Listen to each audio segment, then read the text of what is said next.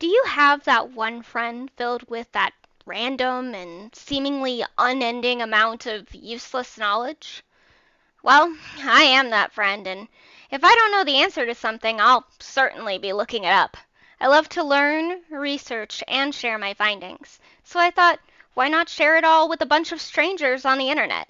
And, maybe enjoy a drink or two while we're at it. Welcome to I'm Already Looking It Up.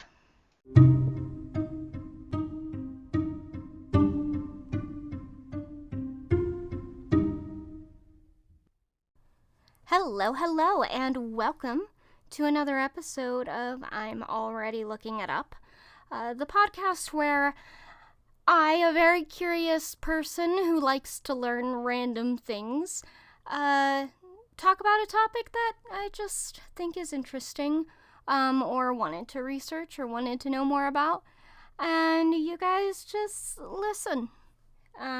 So there we go. We all learn together, and it's a fun time. So this week, I decided that I thought it would be really, really fun to talk a bit about origins of food. So there's a lot of foods out there that we eat daily or pretty frequently that they have a strange, way of making it into, edible territory. So I thought about this idea when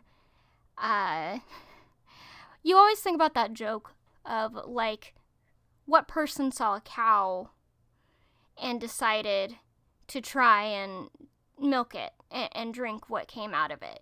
Because, like, it just feels like that, it feels odd, right? However, I think there's a lot of little fun stories about how things like that happens. So here we go. We're going to just get right into it. So the first article I'm going to be using to talk about this topic is called The Surprising Origins of the World's 16 Most Popular Foods from We Know Today. Or that we know today. I'm sorry. From Amazing Food and Drink. It was last updated, actually last month, January 12th, 2024, and reviewed. So hopefully this is pretty factual. So the first, we live in this fascinating world where there are various delicacies to indulge in unapologetically. Food is one of the greatest pleasures ever, honestly. And besides being a great satisfaction, it plays a vital role narrating tales of history and shaping cultures. Interestingly, we've grown up with some staple food associated with specific cuisines, just to learn that it was all a lie. We won't be dramatic about it, but some of today's most popular foods are traced back to different roots from what we've always been told. This list is an eye-opener proclaiming that pasta isn't Italian and fish and chips aren't English. Can you believe it? Some origins of this list of popular food were astonishing. So yeah, that's kind of what I always think is interesting, is like we always, well, not always, but a lot of time we do have these like little stories or things that we learn in wherever, school, from your parents, and, we accept that as truth and we just never question it until that day comes. Sorry, my cat just left the room so you can hear him jingling. Until that day comes where you mention this fact to someone or someone mentions it to you and you say, wait, no, that can't be true. I was always told this. And then you pull out your handy dandy pocket smart computer and look it up. So honestly, that was kind of the idea for this podcast for me, was the idea that, like, we're told things and then I'm like, so I'll be like, nope, that's incorrect, and I'll look it up and prove it. So, but I digress. Anyway, learning the history and origins of the world's popular food can be jaw-dropping, but it doesn't change its fascinating taste or limit your ability to enjoy it anyway, right? Thus, buckle up. So buckle up and let's take a quick ride through the existing list full of palatable dishes, and starting from, I don't know, this is worded weird. Anyway, samosa from Central Asia. I don't think I've ever had samosa before, but samosa is a popular food in Indian cuisine that features golden fried pastry stuffed with savory fillings. It's one of the famous street foods you can find on every corner of Indian streets. Moreover, it's more popular in other Middle Eastern countries, including Turkey, Libya, and Egypt, and it makes a considerable appearance during Ramadan. I probably said that wrong. It's fine. Surprisingly, after tracing the roots of samosas, it turns out that this delicacy first appeared in Central Asia. They were the ones to introduce this hearty appetizer to Indian cuisine in the 14th century. The snack got too much recognition in India that it became a staple in their daily meals, leading people to believe that it couldn't be anything but Indian. That's kind of cool. I don't think I've ever had those, but they do look rather yummy. It kind of looks like a pizza roll. And now I just kind of want pizza rolls. It sounds really good. All right. French fries. One of my favorite foods of all time. It's one of my favorite ways to eat a potato. Other than, mashed potatoes and or vodka. The naming of this crunchy snack has deceived the whole world. Many have always thought fries are a French delicacy, given its name. However, the fries' natural origins are rooted in Belgium. This also makes sense, knowing that Belgium's dominant language is French, so maybe that's how the name was dubbed. Moreover, America is known for its deep-fried fast food, which always has fries as part of the meal. This is another thing that tricked people into associating fries with the United States. American soldiers were the ones to bring the delicacy home from Belgium during the First World War. Utah is also the mastermind behind pairing French fries with ketchup and mayonnaise. Oh, this sounds so good, and I just ate.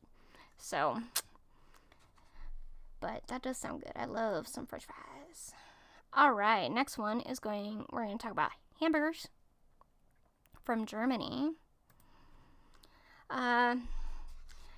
Hamburgers are synonyms for American fast food. They metaphorically mean McDonald's and Burger King. Thus, it's hard to think of it as a food of any other country. But we have been fooled yet again, as hamburgers came to life in Germany before they spread to other parts of the world. It said they originated in the German city of Hamburg, hence the name. Which is so funny, because I think I knew that. I think I'd heard that before. But it's so synonymous with just America, and how we're just, convenience is such a big part of our country and everything. And I think that hamburgers are pretty convenient food to eat, because it's a sandwich, but it's got a decent amount of meat on it. And then, if you're eating it with all the veggies and all that on it, which I do not, the only vegetable I like on my hamburger is onion, which is so weird considering everything else I could have picked to be the one thing. But I really like onion for some reason. I don't know. I could eat pieces of an onion raw. Clears your sinuses. So yeah, I think I've heard that before, but it's so interesting because I'm pretty sure I grew up for pretty much my whole life thinking it was all American as well.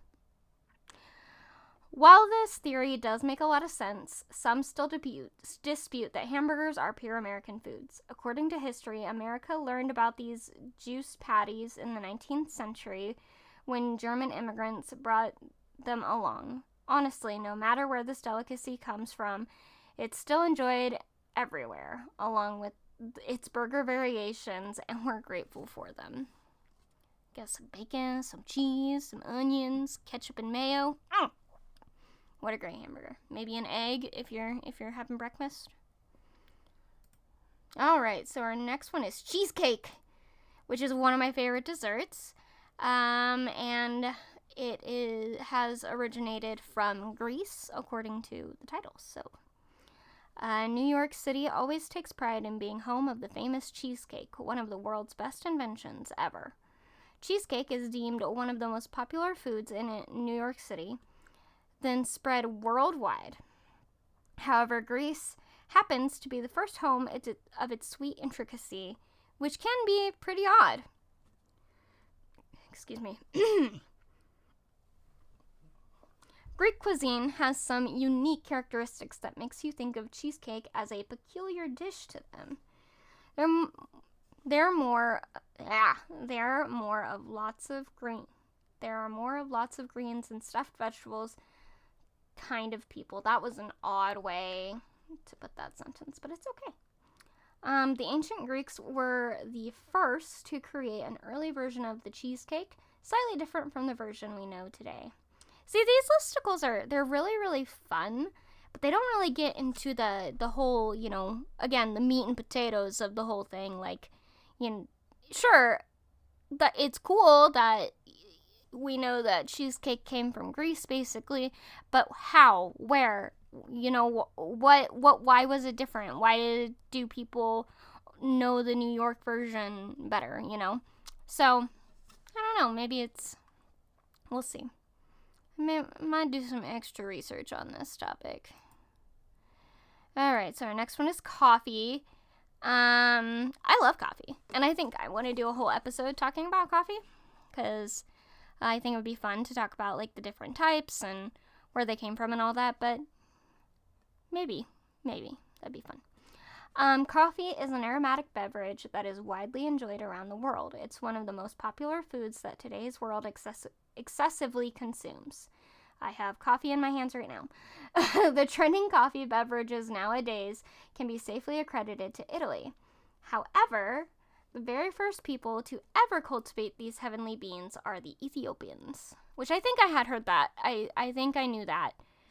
Mostly because, like, you go and buy a lot of coffee bags or, like, beans or whatever, and, like, there is Ethiopian coffee, so I always kind of assumed that was where it originated. Before Brazil and Colombia dominated coffee, Ethiopia was the mainland for cultivating beans. However, Yemenites were the first to create a hot drink out of those beans. Many cultures contribute this to giving the world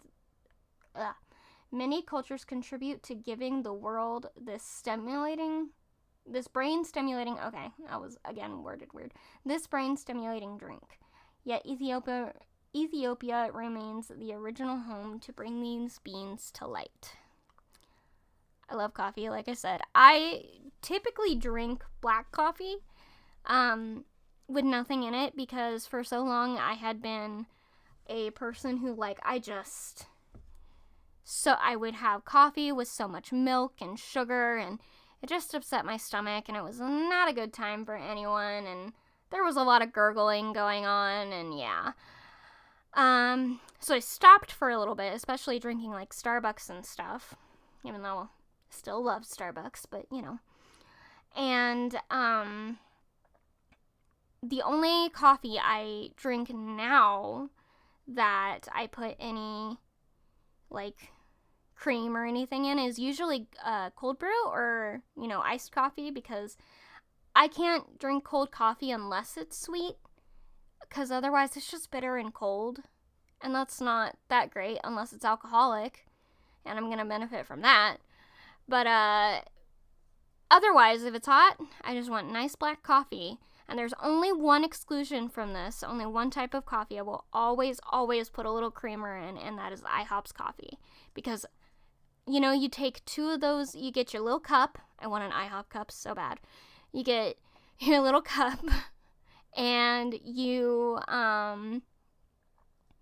put your coffee in it, put in two of those little Delight creamer things that they give you at the table. Oh, I don't know what it is about it, but it's like the best coffee to me. So, there you go. Our next one is donuts from Greece, yet again. They make in all the foods. Donuts are among the world's most popular foods that America takes credit for. Shortening the word to donuts, so donuts was originally spelled Doughnuts, and now we, as Americans, have shortened it to Donuts. And making them part of their lifestyle. Even the most prominent, dominant brands are American, but they seem to have had a different home before they became popular food. Greece seems stripped of its right to own many of the world's most outstanding delicacies. Poor Greece. Donuts are initially Greek and used to go by fried dough or locomades? Yeah. They traveled from Greece to the Netherlands, becoming a staple in their culinary world. In the 16th century, the Dutch settlers were the ones to bring donuts into the United States. And since America wastes no time, it developed this dessert, came up with different flavors, and made it famous across other places. Well, thank you, Greece, for donuts, because I tell people I don't like a lot of sweet things. I do and I don't. Like, it kind of depends on the day. Particularly, I'm not really big into chocolate. And I also have a real weird thing where I just don't enjoy anything that is fruit that is put on a pastry. I don't know what it is. It just kind of grosses me out a little bit. I don't know. But donuts, that's like in the morning, especially a nice, hot, fresh, Krispy Kreme, just freshly glazed and everything. Oh, that's good. We love a donut. But it's also one of the very few, like, I won't have donuts all the time. Like, I would get sick of donuts if I ate them every morning. But every once in a great while, love a good donut. All right, the next one is fish and chips from Portugal. That's interesting. It's hard to imagine fish and chips are a non-English dish. We mean, who calls the French fries chips? Who calls the French fries chips and other than them? But again, fish and chips are one of the popular foods around the world that we didn't read its history mindfully. Tracing back the roots of this delicious dish, you'll know that it was a staple in Portuguese cuisine in the 15th century. Fantastic. This dish was created out of despair, not as a great chef's invention. People resorted to a simple and easy dish as an affordable meal during the Depression. Surprisingly, the English soldiers liked the meal, brought it to their hometown, and it became a tradition. Who would have known that such a simple meal would become the national dish of most English-speaking communities? So that's pretty cool, because like that also points out the idea that a lot of foods have been invented or discovered due to desperation and necessity. So I think that's pretty cool. I think like cheese is kind of one. And yeah, but it's fascinating because like fish and chips, I don't really like fish, but fish and chips, if it had I feel like fish and chips is more of like a kind of fast foody type restaurant, kind of like, getting chicken tenders here.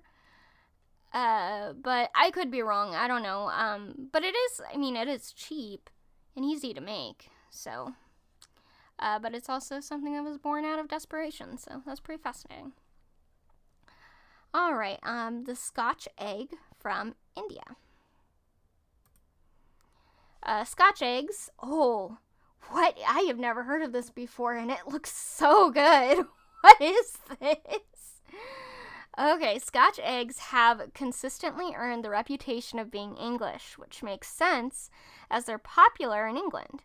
Some even believe that it's originally from Scotland, confusing between Scotch and Scottish. Surprisingly, The dish first came to life in an utterly different continent and country that doesn't even speak English, India.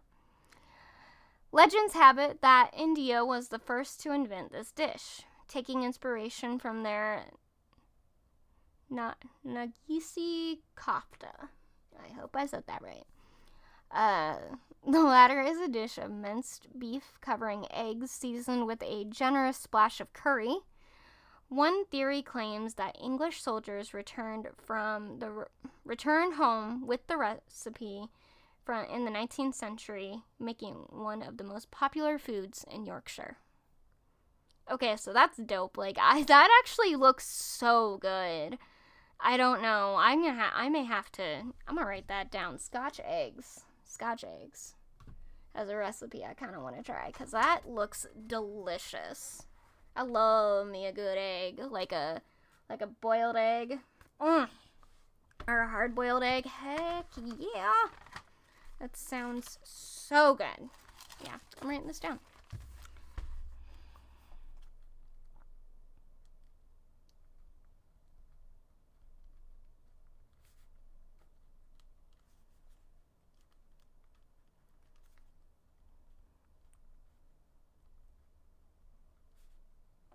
All right. Written down. I'm going to have to look at that later. Okay, so this next one I've thought about before because I've never looked it up. It's pasta, and it apparently comes from China, which is not all that surprising, given that, like, noodles in general are kind of a big part of Chinese food and their diet and everything. So I'm not surprised, but I am disappointed because I'm a big I love pasta. I love me some pasta. But I'm a little sad it's not actually Italian. But they did warn us at the top, so. All right. This one is quite hard to just let pass, but we cannot think of the pasta being anything other than Italian.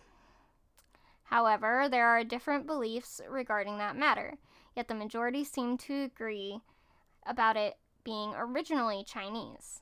Their theory is that noodles are an Asian staple from which pasta descended. Like I said, yeah, makes sense. This same theory claims that Marco Polo brought pasta to Italy, yet no evidence supports that claim. While this theory is the most famous, another one suggests Arabs were the ones to introduce pasta to Italy in the 13th century, tracing its origin back to ancient Egypt and Greece. So there you go. Pasta's not Italian, guys. I know it's super disappointing. I'm disappointed.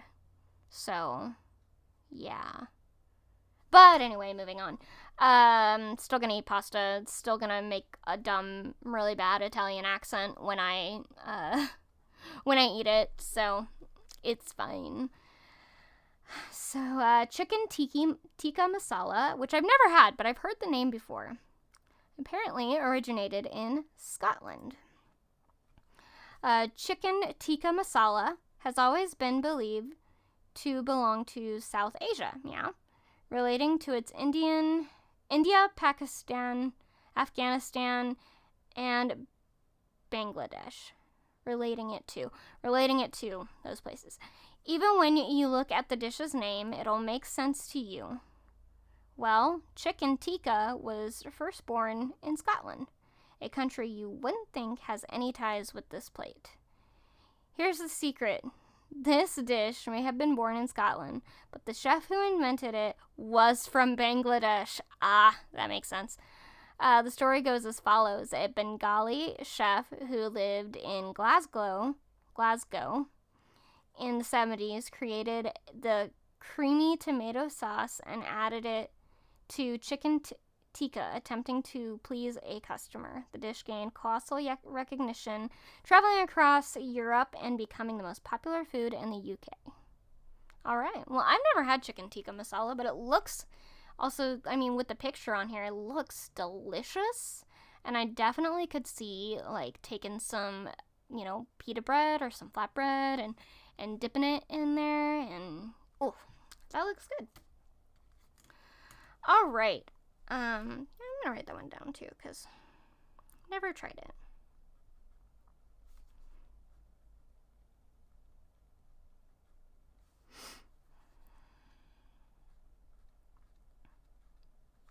All right, so our next one is ice cream from Mongolia. Italy is supposedly home to the deliciously refreshing gelato that gets one through the summer days when the heat is scorching. They even have it for breakfast with a soft bun, calling it brioche con gelato, which is deemed one of the popular Italian street foods. We thought the same until a new fact emerged to shatter everything we ever believed in. Oh no. Did Italy actually make anything that it claims to make?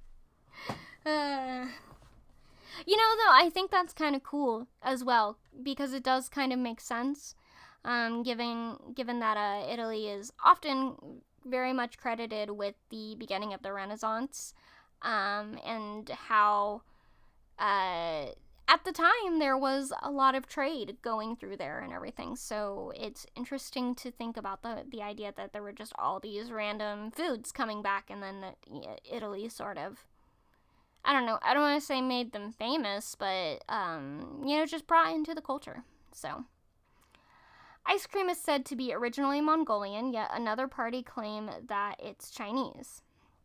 Since the two countries border one another, this doesn't change the fact that ice cream is originally Asian. However, the old version of ice cream was a confection made of frozen milk, yet when this invention arrived in Italy, they were the ones to nurture it into the flavorful dessert that we know today. Well, good job, Italians. Next one is croissants from Austria. Are you telling me croissants are not French? Weird. Alright, you can't say croissants without trying to pronounce it with a French accent, even if it sounds terrible. Well, Austria. I said Australia, didn't I? Should be Austria. Austria should be the one taking the credit for bringing those flaky pastries to the world.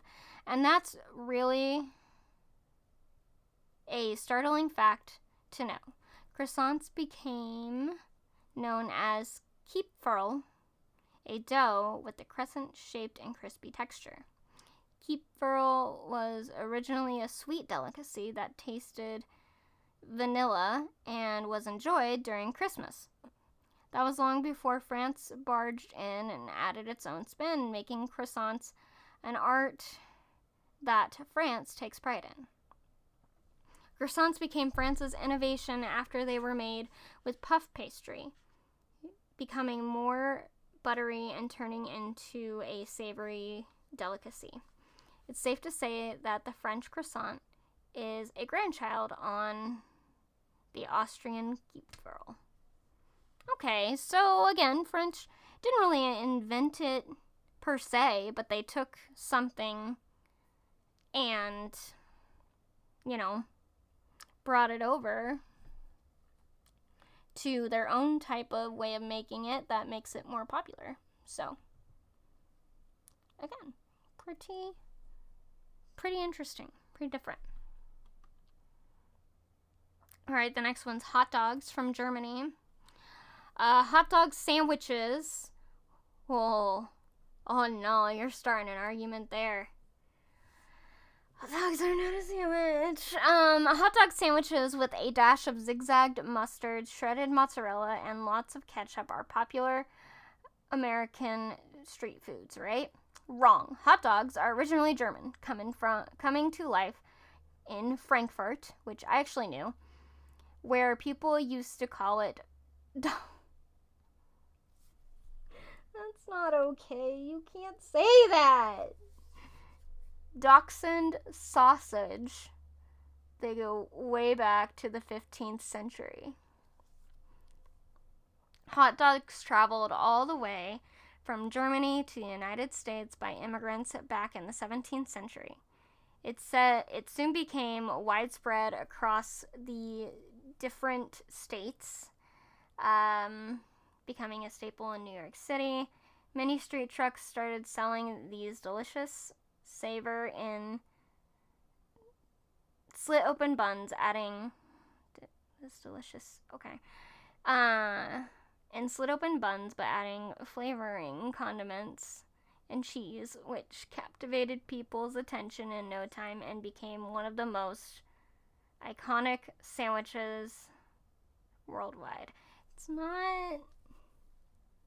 You're making a statement there, writer, because it's not. I personally don't think of a hot dog as a sandwich. I could see where that idea comes from. I can't. Like, my brain cannot do it. It's not a sandwich. But it's also like, I don't know, maybe in a few years I'll change my mind because, like, you know, I used to, like, get annoyed when people call hamburgers sandwiches. And I thought about it and I was like, yeah, it is basically a sandwich, though. So, I don't know. Alright, churros, which were invented in China. That is surprising. China seems to be full of surprises, being the original home to some of the world's popular food, especially the ones we least expect. Churros is one of the popular foods that turned out to be Chinese when everyone thinks of it as Spanish. They were commonly known as Chinese fried dough or donut sticks, but they were salty. Spanish chefs emerged, turning this delicacy into the churros we know today. It became a sweet dessert drenched in cinnamon and sugar and dipped in chocolate sauce. The dessert has become a popular food in Spain, traveling to Latin America and becoming a staple in Hispanic cuisine. I've never had a churro, I don't think, but they sound good. Alright, Swedish meatballs. They don't come from Switzerland. They come from Turkey. I don't know what accent this is, but Swedish meatballs have an unmistakable taste that puts them on a pedestal. They're even the most popular food that IKEA, the renowned Swedish brand, serves within their premises. People leave IKEA with boxes of furniture, items, great ideas for home revamping, and tummies full of Swedish meatballs. That's quite interesting until you learn that Swedish meatballs are Turkish. Ironic, isn't it? Oh,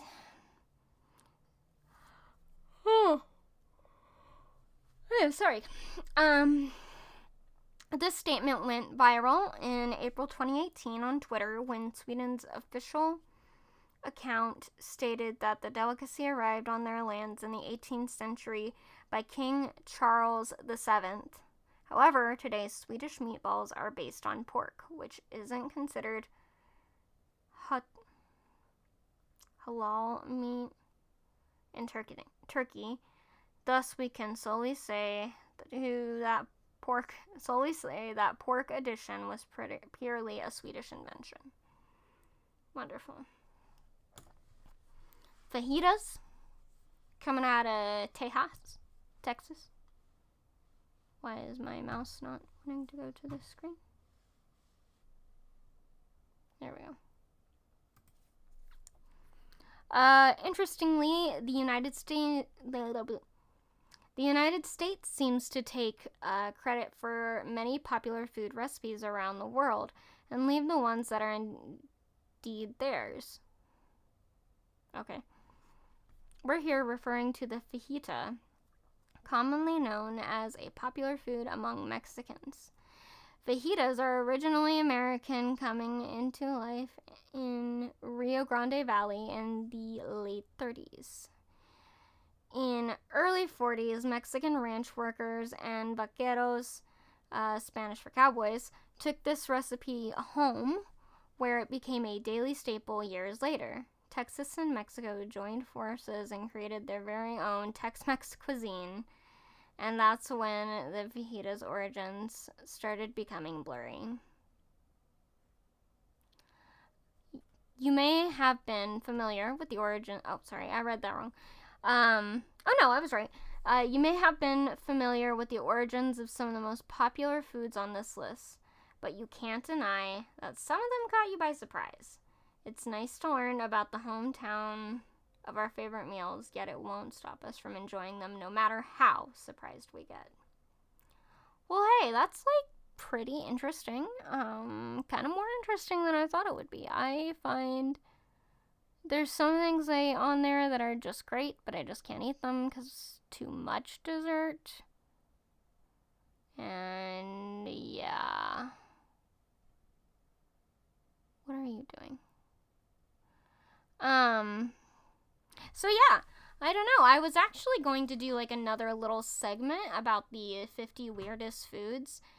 But honestly, this is all I kind of wanted to cover today because I just thought it would be fun to talk about those origins of these foods that were just today we can't even possibly know what it was like to not have the ingredients that we have all the time and everything. At least most privileged white people in the United States are, that's the issue. So I think that's cool. I think it's really, really cool. All right, well, I think that is a good place to call it a day. Thanks so much for taking the time to stop in and listen and, just learn something new. I love just talking about random stuff like this and saying random facts. So if you did enjoy my little episode here, then all of my social media links are going to be in the description below. Follow, all that jazz. It really does help me out in getting my algorithm up and everything. So if you want more people to see this podcast, like it and follow and share it with others, and I would really appreciate that. But I think that's we're gonna call it quits for the day. Thank you so much for joining me, and I'll see you guys next time.